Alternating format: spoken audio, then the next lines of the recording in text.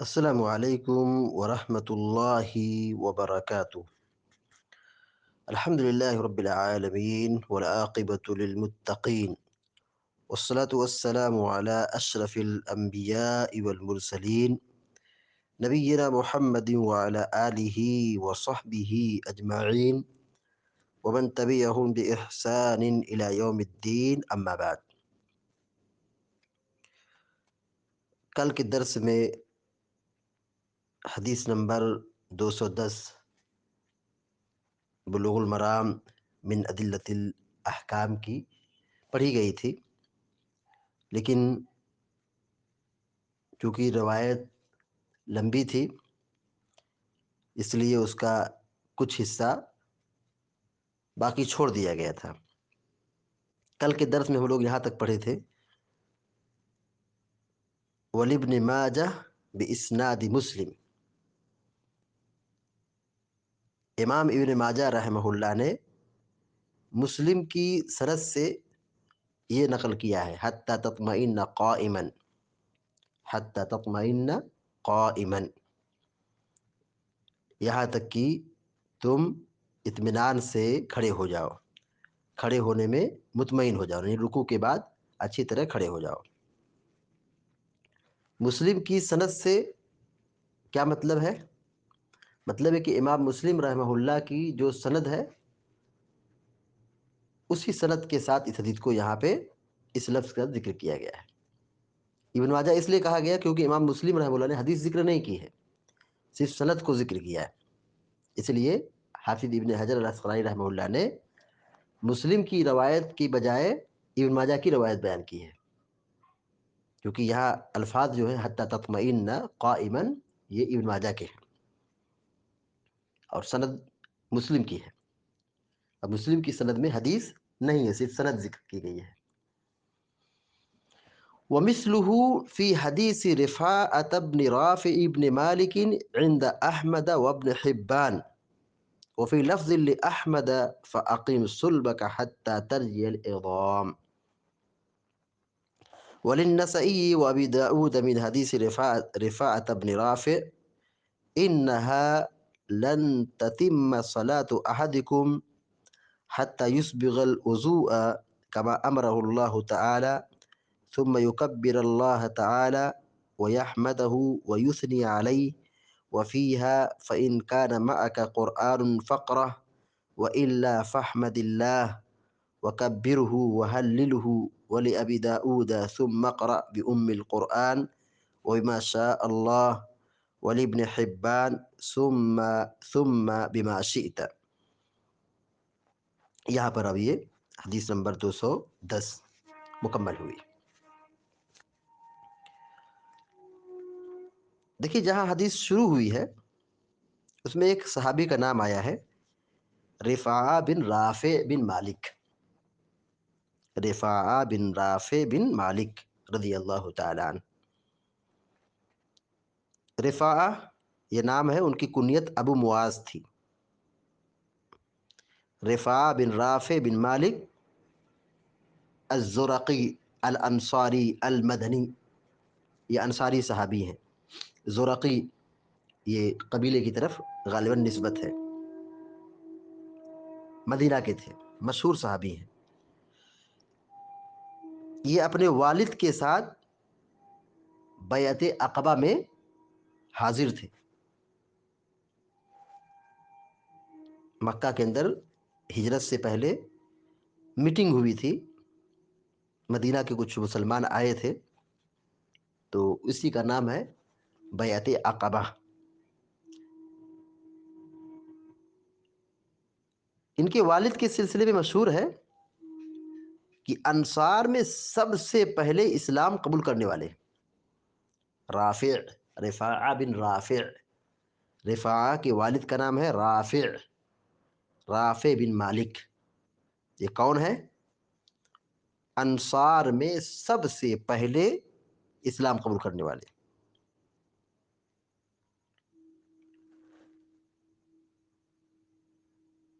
رفاعہ بن رافع رضی اللہ تعالیٰ عنہ اللہ کے نبی صلی اللہ علیہ وسلم کے ساتھ تمام غزوات میں شریک رہے، صرف بدر میں یہ حاضر نہیں تھے، بدر میں شریک نہیں تھے، بقیہ تمام جنگوں میں اللہ کے نبی صلی اللہ علیہ وسلم کے ساتھ شریک رہے۔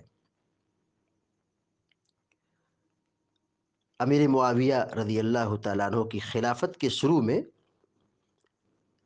سن 41 ہجری میں رفاعہ رضی اللہ تعالیٰ عنہ کی وفات ہوئی، اور رفاعہ رضی اللہ تعالیٰ عنہ کی روایتیں کتب احادیث میں ملتی ہیں، لیکن بہت زیادہ نہیں ہے، اس لیے ان کی تعداد بالضبط نہیں بتلائی جا سکتی ہے۔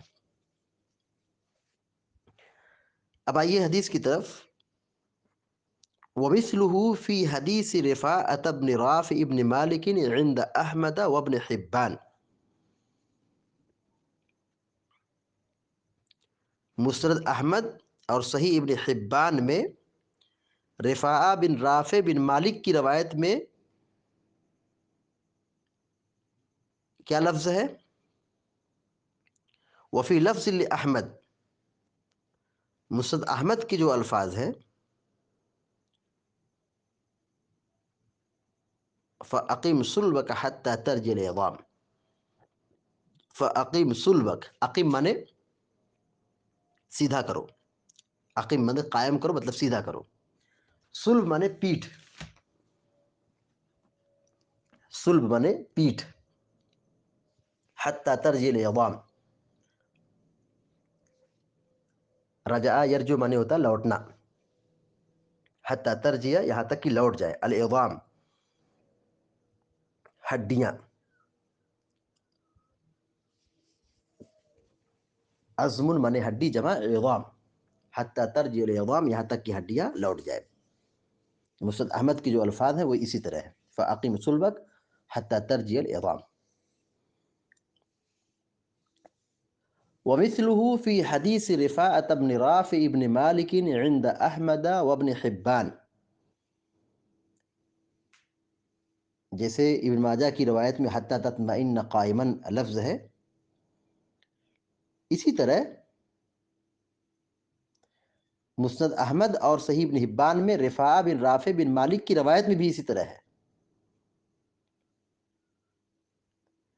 اور وفی لفظ احمد، اور مسند احمد کے جو الفاظ ہیں اس میں کیا ہے دوسری روایت میں؟ فَأَقِمْ صُلْبَكَ حَتَّى تَطْمَئِنَّ قَائِمًا کی جگہ پہ کیا ہے؟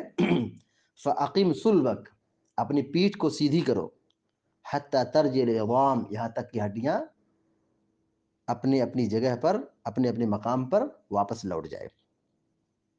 تو حَتَّى تَطْمَئِنَّ قَائِمًا کہیں یا فَأَقِمْ صُلْبَكَ حَتَّى تَرْجِعَ الْعِظَامُ کہیں، الفاظ گرچہ مختلف ہے لیکن دونوں کا معنی کیا ہے؟ ایک ہی ہے۔ الفاظ گرچہ الگ الگ ہے لیکن مفہوم کیا ہے؟ معنی کیا ہے؟ وہی ہے۔ حتی تطمئن قائما، یہاں تک کہ تم کھڑے ہونے میں مطمئن ہو جاؤ، اطمینان سے کھڑے ہو جاؤ، اور فاقم صلبک حتی ترجع العظام، تم سیدھے کھڑے ہو جاؤ یہاں تک کہ ہڈیاں اپنی جگہوں پر پہنچ جائے، بات ایک ہی ہے۔ تو سنن ابن ماجہ کے اندر مسلم کی سند سے حتی تطمئن قائما یہ لفظ ہے، اور اسی طرح صحیح ابن حبان میں اور احمد کی روایت میں یہی لفظ موجود ہے، حتی تطمئن قائما۔ البتہ مسند احمد کی سند میں دوسری سند سے، مسند احمد کی روایت میں دوسری سند سے فَأَقِمْ صُلْبَكَ حَتَّى تَرْجِعَ الْعِظَامُ کا لفظ موجود ہے کہ تم اپنی کمر کو سیدھی کرو، یا اپنی ہڈی اپنی پیٹھ کو سیدھی کرو، حَتَّى تَرْجِعَ الْعِظَامُ یہاں تک کہ ہڈیاں لوٹ جائے۔ اس سے کیا سبق ملتا ہے؟ کہ رکوع کے بعد جب سر اٹھائیں گے تو سیدھے کھڑے ہوں گے، کھڑا ہونا کافی نہیں، کھڑا ہونا کافی نہیں، کھڑے ہونے کے ساتھ ساتھ اعتدال مطلوب ہے، سکون مطلوب ہے۔ کیا سکون اور کیا اعتدال؟ جسم کی ساری ہڈیاں اپنی اپنی جگہ پر لوٹ آئے، یعنی آدمی رکوع سے جب سر اٹھائے کھڑا ہو تو کچھ وقت تک کھڑا رہے سیدھے، تاکہ ہر ہڈی اپنی جگہ پر پہنچ جائے۔ یہ نہیں کہ رکوع سے سر اٹھائے اور فوراً سجدے میں چلا جائے، غلط ہے، یہ سنت کے خلاف ہے، سنت کے خلاف ہے۔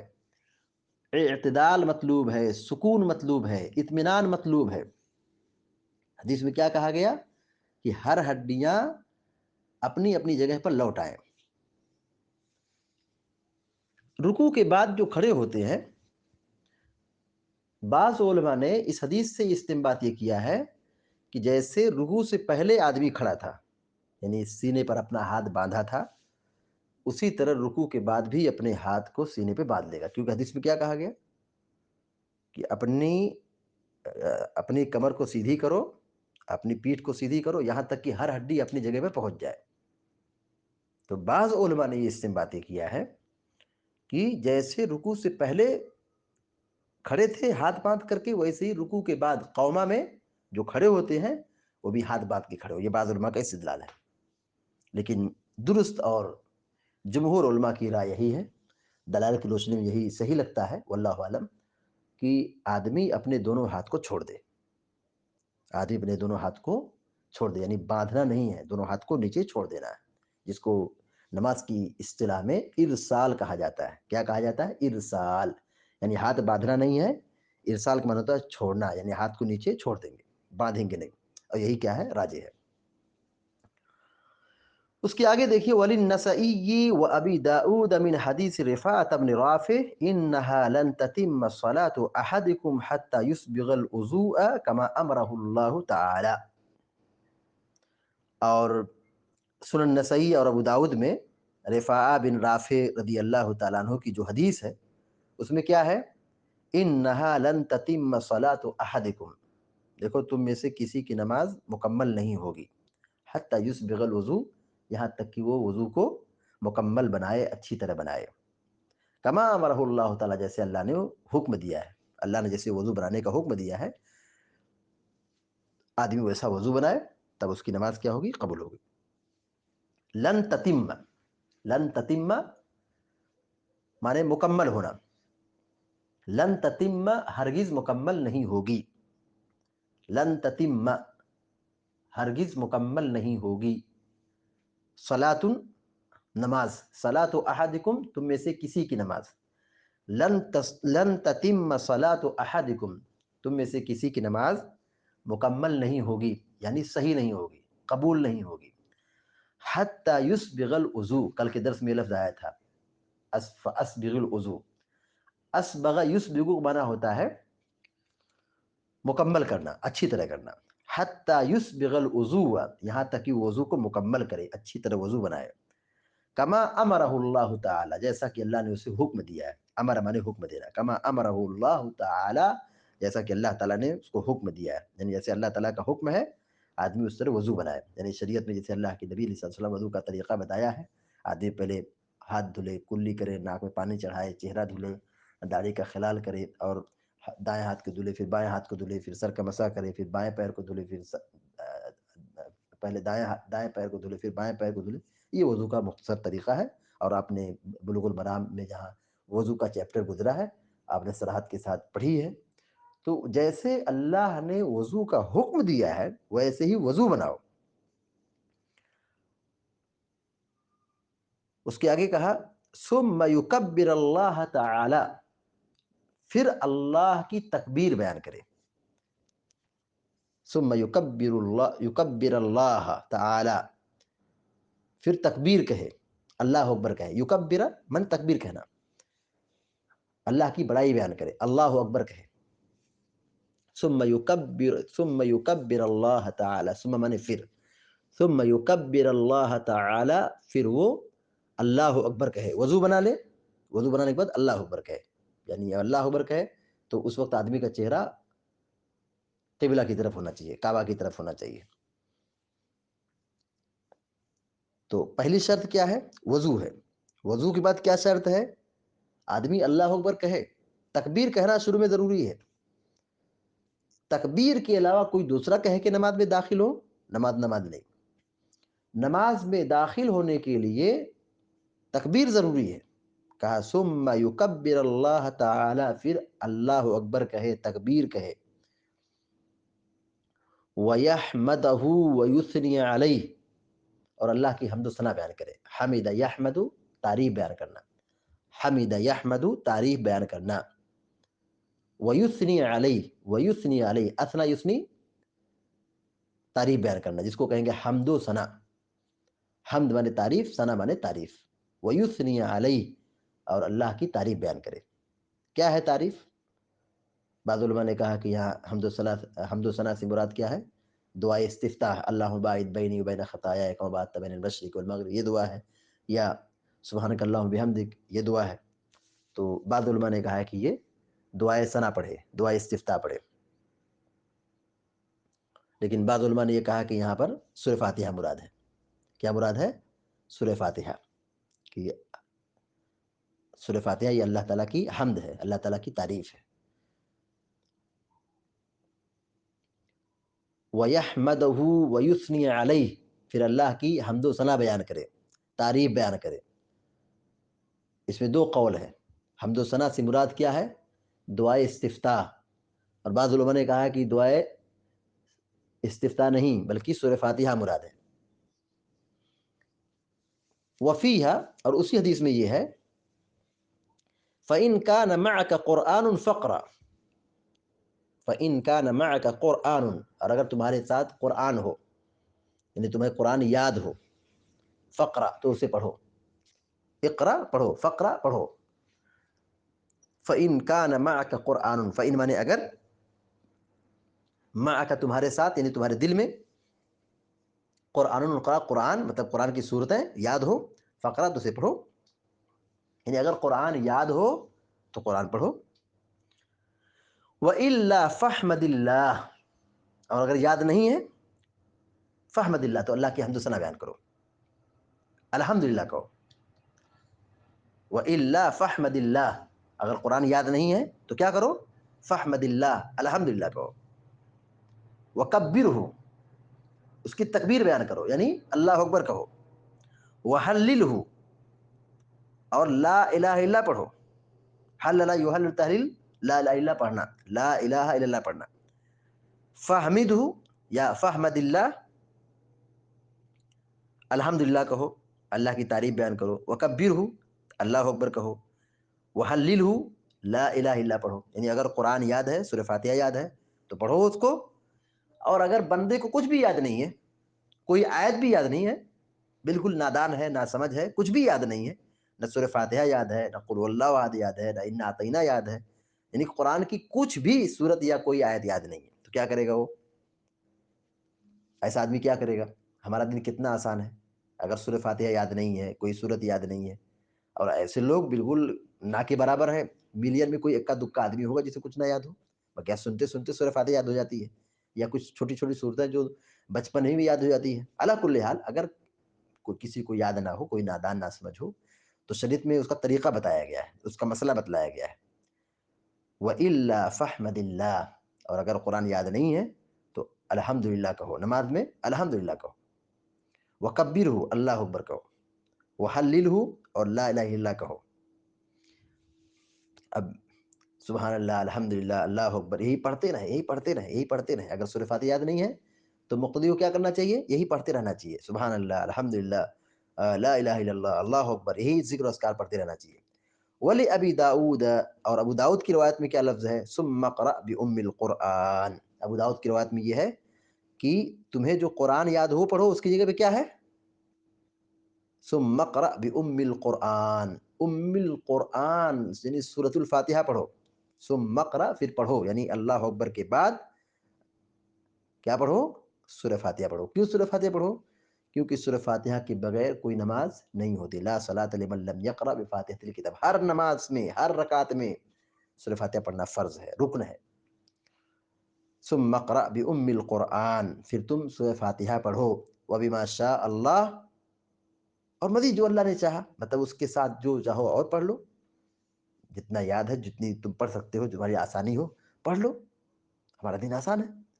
وَلِابْنِ حِبَّانَ ثُمَّ بِمَا شِئْتَ، اور ابن حبان کی روایت میں کیا لفظ ہے؟ ثُمَّ بِمَا شِئْتَ، پھر تم جو چاہو پڑھو، پھر تم جو چاہو پڑھو. شئت تم چاہو، ثُمَّ بِمَا شِئْتَ، پھر تم جو چاہو پڑھو. سورہ فاتحہ پڑھ لو، اس کے بعد تم جو چاہو پڑھو. یہاں پر اللہ کے نبی صلی اللہ علیہ وسلم کی حدیثوں کا ایک ایک ٹکڑا ذکر کیا گیا ہے، جو محدثین نے اپنی اپنی کتاب میں بیان کیا ہے. خلاصہ کلام کیا ہے کہ آدمی نماز پڑھنے کے لیے جب کھڑا ہو تو وضو بنائے، کیونکہ بغیر وضو کے نماز نہیں ہوتی ہے۔ نماز میں داخل ہو تو اللہ اکبر کہے، بغیر اللہ اکبر کہے نماز میں داخل ہونا نہیں ہے اور نماز ہوتی بھی نہیں۔ اس کے بعد نماز کو سکون اور اطمینان سے ادا کرے، خشوع خضوع کے ساتھ ادا کرے، اطمینان اور اعتدال کے ساتھ ادا کرے، جلدی نہ کرے، بے ترتیب نہ کرے، ترتیب وار کرے، دعائے ثنا پڑھے۔ دعا ثنا پڑھنا فرض اور واجب نہیں ہے، مستحب ہے، سنت ہے۔ سورہ فاتحہ پڑھنا ضروری ہے، سورہ فاتحہ پڑھے۔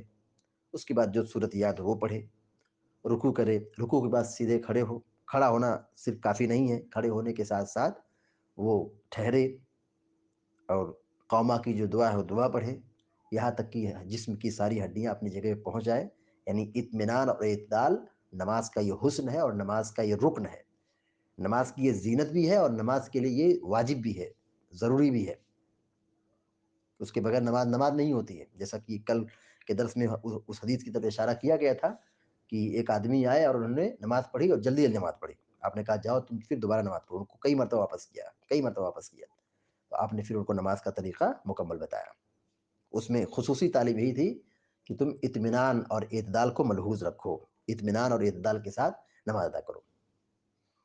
اس کے بعد اگر جس کو سورہ فاتحہ یاد نہ ہو، قرآن یاد نہ ہو، تو اسے کیا کرنا چاہیے؟ نماز میں الحمدللہ، اللہ اکبر، لا الہ الا اللہ، یہ چھوٹے چھوٹے جو اذکار ہیں، آسان اذکار ہیں، اس کو وہ پڑھے، پڑھتا رہے۔ ہمارے دن میں بڑی آسانی ہے، ہماری شریعت میں بڑی آسانی ہے۔